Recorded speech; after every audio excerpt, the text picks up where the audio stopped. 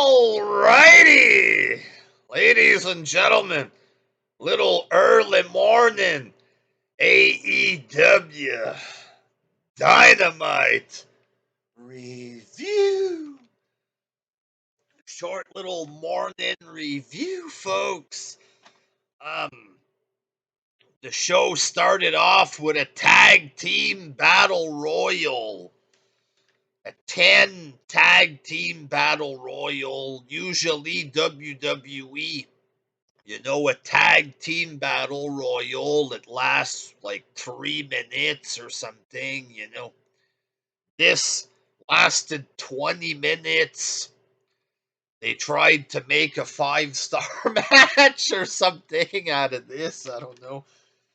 And Red Dragon, folks. Kyle O'Reilly and Bobby Fish won the match. I guess they get a tag team title shot there. Normally, I'm a sucker for battle royals, folks. I love a good battle royal. This, not so much there. And after Fish and O'Reilly were established as the dominant winners there, big #1 contenders, they were beat up right away by Hangman Page there, who came out. That's how you establish contenders, boy, by getting them squashed right away there.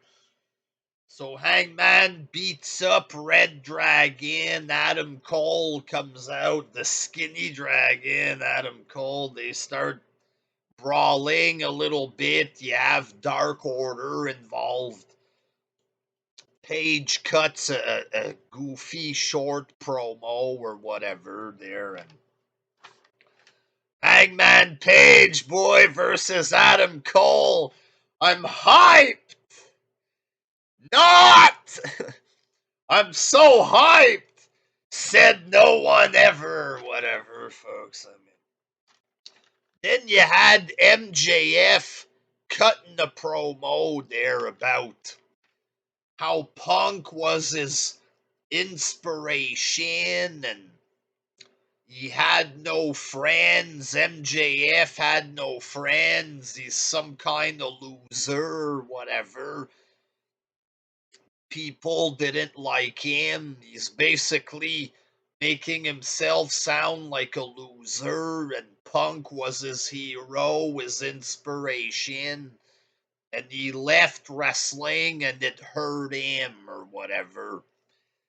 And he was like acting fake emotional, like he was crying a little bit or something there.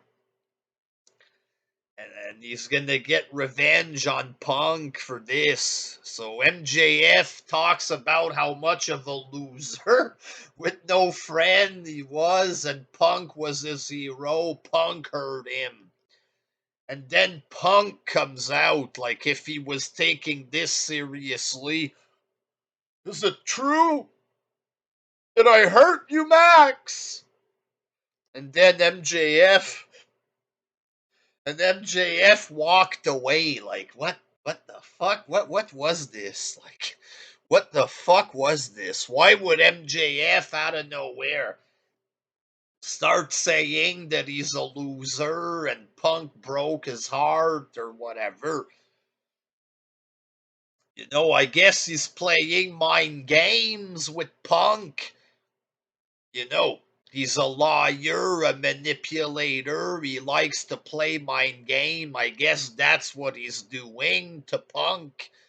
I hope.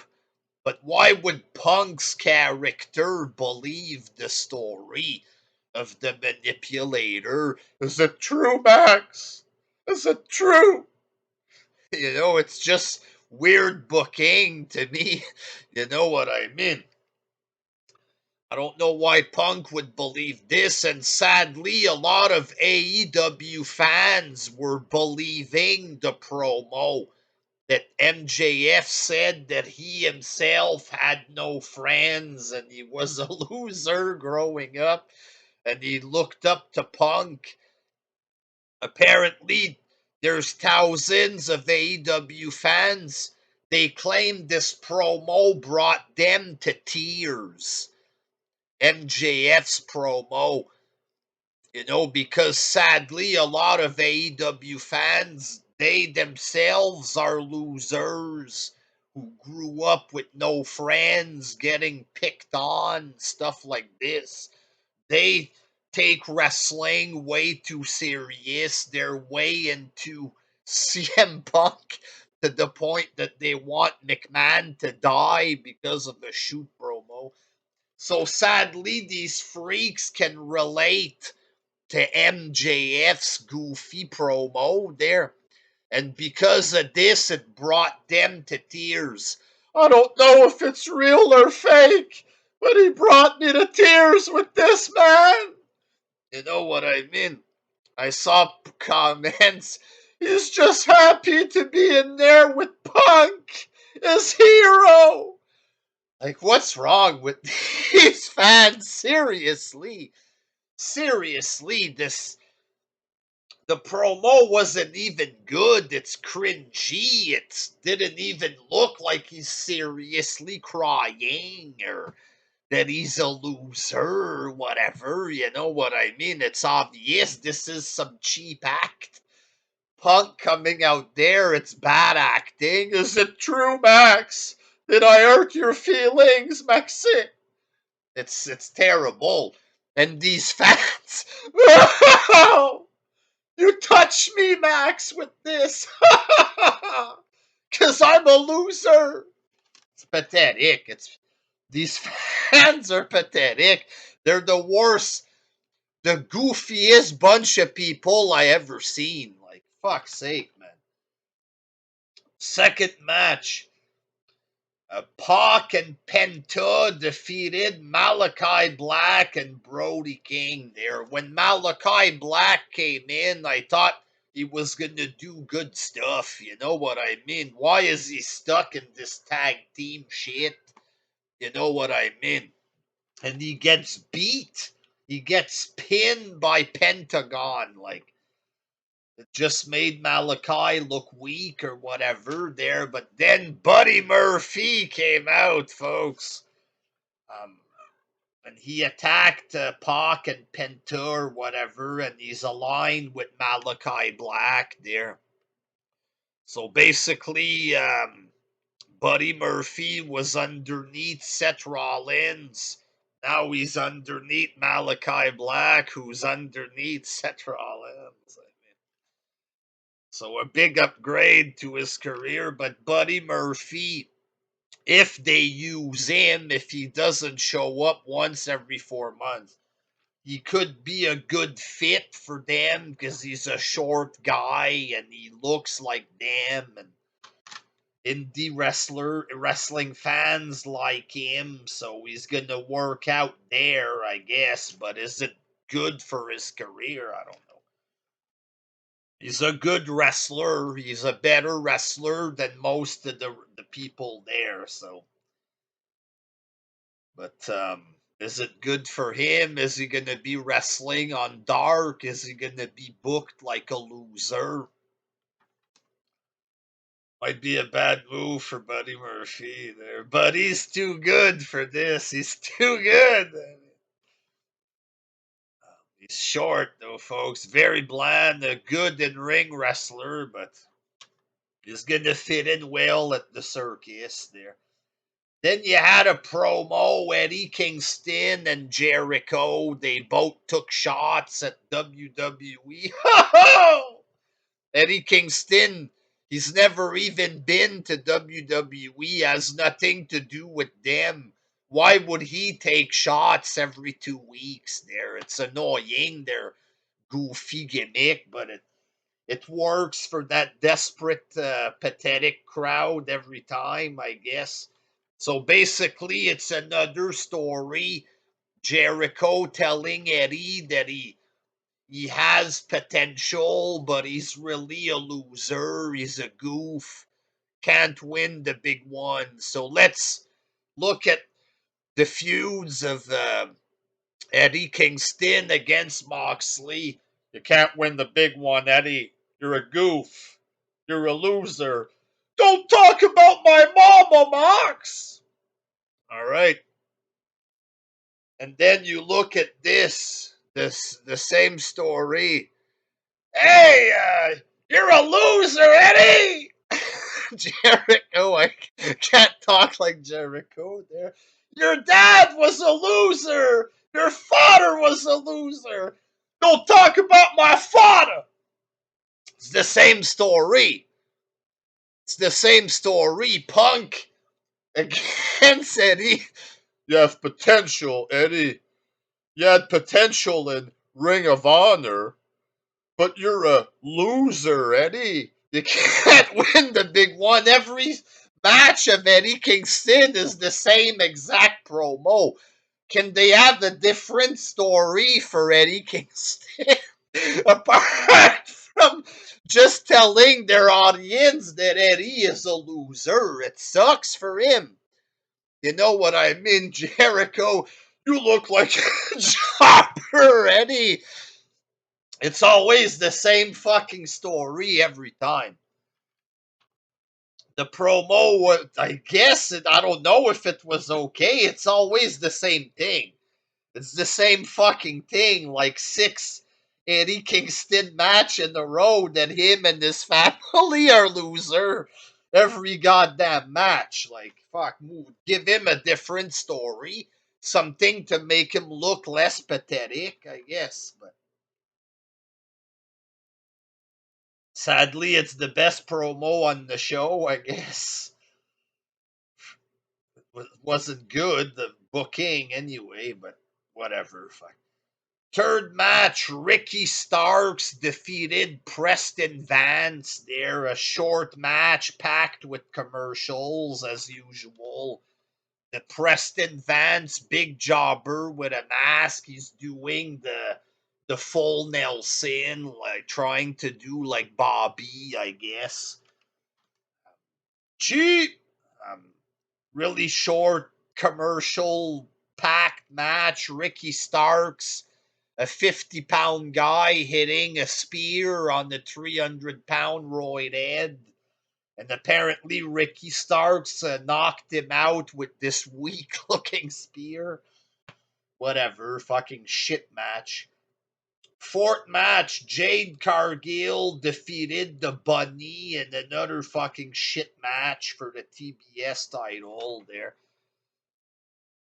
And then Ty Conti came out with some promo. You can barely understand what she said.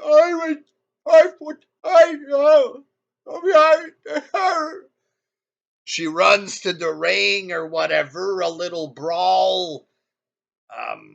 What's her face? The Bunny distracts a little, and then Jade gives her a big kick to Ty Conti and sent her flying there. Shut the fuck up there. You're cute, but you're shut the fuck up is all I'm gonna say there. So just shit match, shit segment there, and then we had Keith Lee backstage talking for about 3 seconds, and then Ricky Starks, the midget, cuts him off. He imitates his voice, hello, whatever there, and then he says to Keith Lee to get out of his business, stay out of his business. Something like this. Powerhouse Hobbs gets in Keith Lee's face. They're two big guys face to face or whatever. So some kind of qualifier thing, I guess, next week. So just a short Keith Lee appearance with a short interaction with Ricky Starks or whatever to set up some garbage next week there. Keith Lee, folks, hopefully he won't be gone for 4 months after this. Hopefully they'll use him, but this company's so retarded. They use the wrong people. Fifth match in the main event, it was Bryan Danielson defeating Danny Garcia. So again, This midget, skinny, 15-year-old looking guy that don't belong in the main event, Danny Garcia. Once again, it's him main eventing for whatever reason. You know what I mean? Um, so it's Bryan. He wants to teach him how to wrestle. It's this shit or whatever. Basically, it's just Bryan against a young guy, right? It's all the same thing. Punk against young guys, Cody Rhodes against young guy, Jericho against young guys. Now it's Bryan against young guys. I want to teach them to wrestle, but it's always the same fucking thing. Like, so it's another, 15-minute match. Bryan technical wrestling against the 15-year-old. He finishes by giving him the triangle leg sleeper, basically giving him a female looking leg scissor with the crotch in the face or whatever for the finish. Such an intriguing finishing move, Bryan. A leg scissor there. This shit should be reserved for women only. There, this kind of wrestling. You don't see that there. Brock Lesnar putting his crotch and his thighs and his groin against his opponent's face there. Like, you know what I mean? I don't know what Bryan's trying to prove with this stuff, but what the fuck kind of finishing move is this there? I understand he likes wrestling there, and on D&Ds, he would win with different maneuvers to make it look more realistic. But can you do something besides this homoerotic finish, for fuck's sake? Like, and then 2.0 come out to attack Bryan. It's a 3-on-1 attack. And then Moxley came out to save Bryan. So are they friends officially? Are they going to form the stable or whatever? So they shake hands. We're going to have a match at the pay-per-view, Sikam. What? What is this? Like, I understand before we can be friends, we have to fight. But who becomes friends like this in real life there? Before we can go hang out together at the bar, we need to get into a fist fight first. Hey, would you like to hang out this weekend? Only if I can kick you in the groin first. Like, what kind of logic is this? Seriously, like, Moxley comes out to save him. It looks like they're going to be partner or whatever. Let's have a match. Like, what the fuck is this? Like, and then they're face to face. It looked like they were going to make out with each other. Like, what's going on with Bryan? His crotch and men's face. He wants to French kiss Dean Ambrose. Like, what's happening in this company? Um, it's overall booking wise, it's fucking trash. But some of it was okay. I don't know what. Like, the main event, Danny Garcia, Keith Lee, a quick backstage segment, shit match here, shit match, Jericho and Kingston. Was this supposed to be good? Fuck, there was nothing great on the show. I take it back. Nothing good. MJF and Punk, I have no fucking clue what the fuck this was. The fuck kind of weird booking this was, and AEW fans brought to tears with this. Remember how lame y'all were there when y'all were crying for Cody Rhodes promo? This is even worse there. MJF, some goofy story about being a loser, and Punk was his hero. Oh, I relate to this so much. Because I'm a basement-dwelling freak. I'm 600 pounds. Punk's my hero. It's bad optics or whatever. It's Virgin City. Jeez. 4 out of 10, folks. 4 out of 10 there. Until next time. Peace. Oh!